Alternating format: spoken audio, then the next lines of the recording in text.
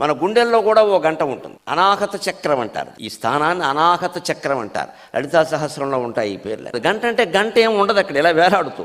యోగ సాధన శ్వాసని బిగించి ప్రాణాయామం ద్వారా యోగ సాధన చేస్తే ఈ కూర్చున్న స్థానంలో ఉండే మూలాధార చక్రం దాటి దానికి పైన ఉండే స్వాధిష్టాన చక్రం స్థానం దాటి ఈ నాభి దగ్గర ఉండే మణిపూర చక్రం దాటి 4వ స్థానం అనాహత చక్రం దగ్గరికి వచ్చేసరికి ఘంటానాదం వినబడుతుంది. గుళ్ళో గంట ఎలా మోగుతుందో నీ గుండెల్లో గంట అలా మోగుతుంది.